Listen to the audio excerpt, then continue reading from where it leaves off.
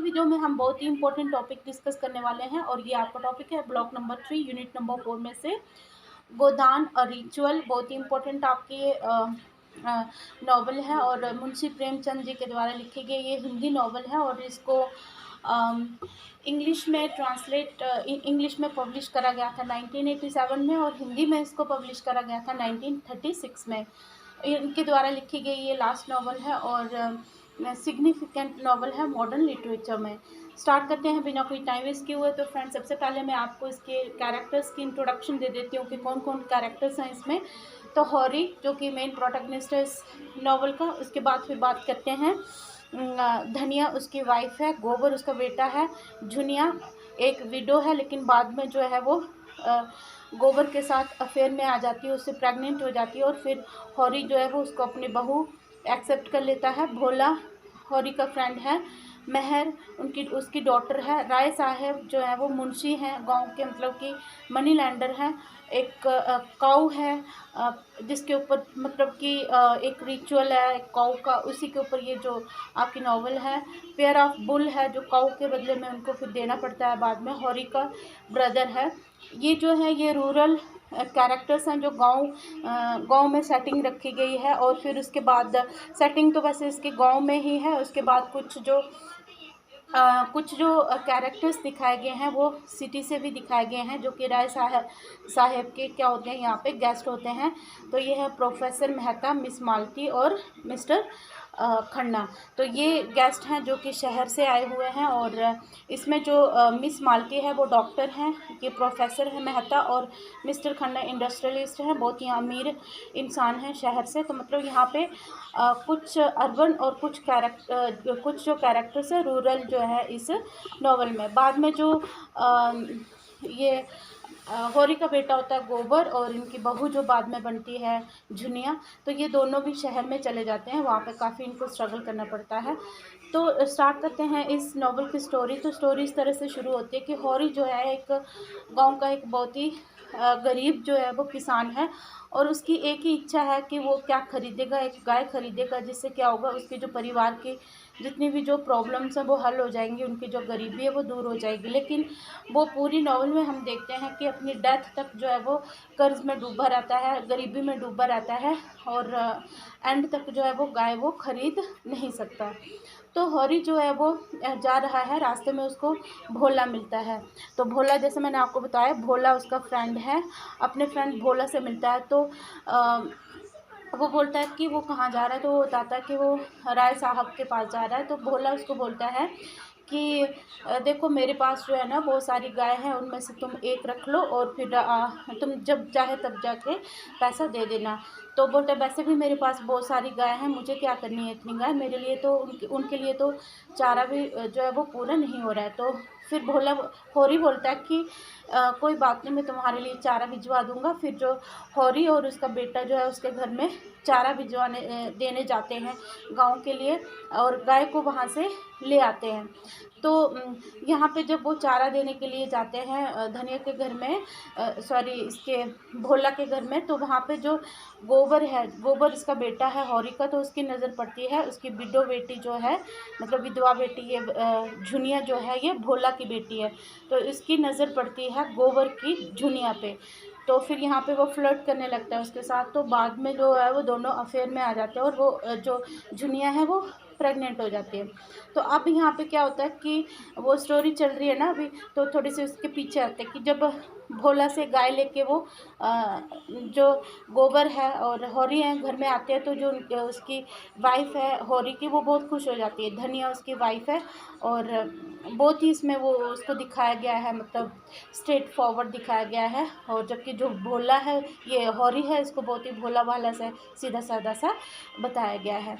बहुत खुश होती है, लेकिन जो धनिया बोलती है कि तुम गाय को बाहर मत बांधना क्योंकि तुम्हारा भाई जो है वो बहुत ही दुष्ट है। यहाँ पे हॉरी का एक भाई है, उसका नाम नहीं बताया गया है, तो बोलते हैं कि वो बहुत ही दुष्ट है, वो कुछ ना कुछ नुकसान गाय को पहुँचाएगा। लेकिन फिर भी गर्मी बहुत होती है, इस वजह से गाय को बाहर बांध दिया जाता है और फिर जो वो इसका भाई होता है वो गाय को कुछ जहरीली चीज़ दे देता है जिससे गाय मर जाती है।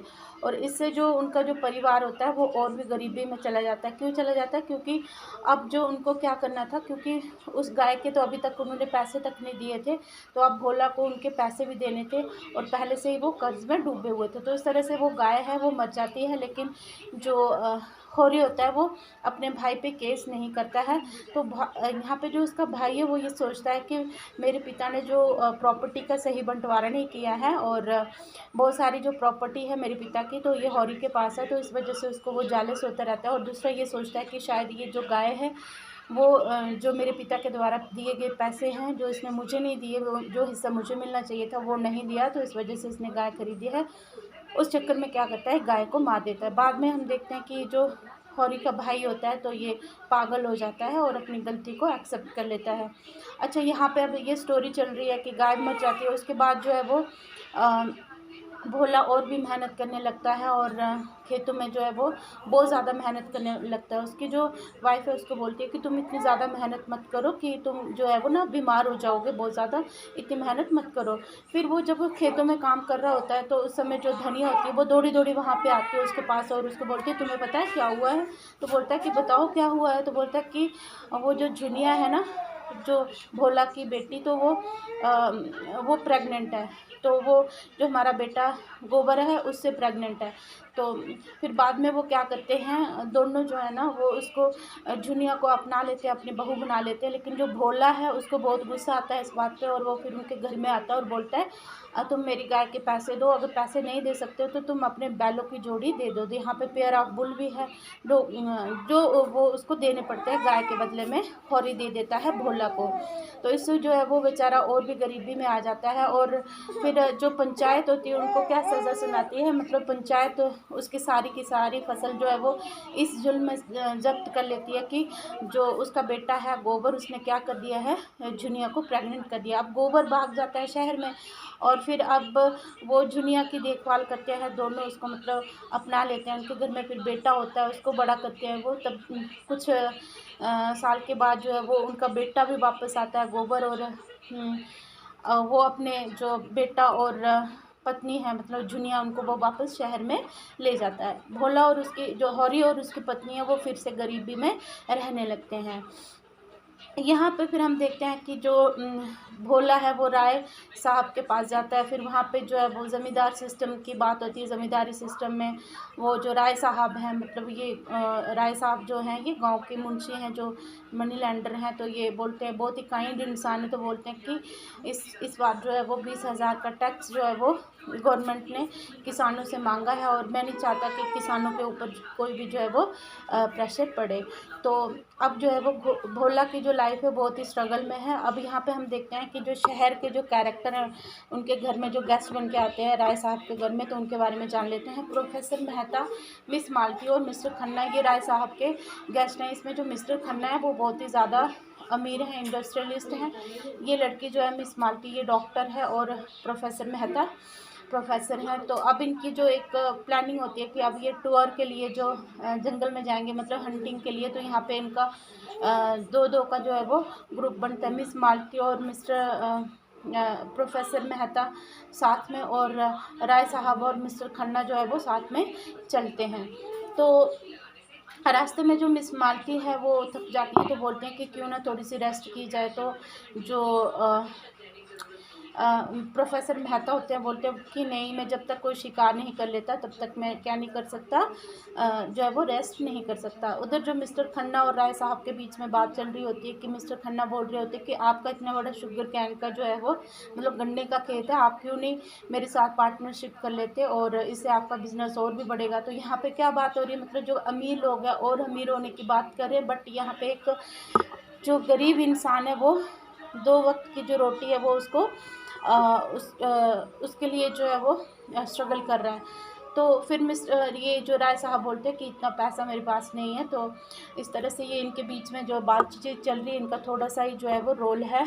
और अब यहाँ पे क्या होता है कि जो बहुत ही स्ट्रगल कर रहा है जो हौरी है, तो उसकी एक ही इच्छा है कि अब उसको गाय खरीदनी है। उस चक्कर में बहुत ज़्यादा बीमार होने लगता है। अब क्या होता है कि जो वहाँ पे शहर में क्या हो रहा होता है, जो गोबर और जुनिया शहर में होता है तो वहाँ पे बहुत ज़्यादा स्ट्रगल कर रहे होते हैं। गोबर जब शहर में जाता है तो उसकी जो दुकान होती है वो दूसरे बंदे ने उसको मतलब अपने कब्ज़े में कर लिया होता है। जुनिया वहाँ पे जाके बहुत मेहनत करती है, फिर से खुद को स्टैंड करते हैं, लेकिन उनका जो पहला बेटा होता है उसकी डेथ हो जाती है। उसके बाद फिर एक और बेटा होता है, फिर वो वापस गाँव में आते हैं कुछ दिन के लिए। तो उनके जो अब वो धनिया और हौरी के साथ रहने लगते हैं। तो धनिया और हौरी को फिर से चिंता होने लगती है कि अब हमारे पास गाय होनी चाहिए जिससे कि हम अपना जो पोता है उसके दूध दही का इंतज़ाम कर सकें। लेकिन वो गरीबी में होने के कारण जो है वो गाय नहीं खरीद सकते।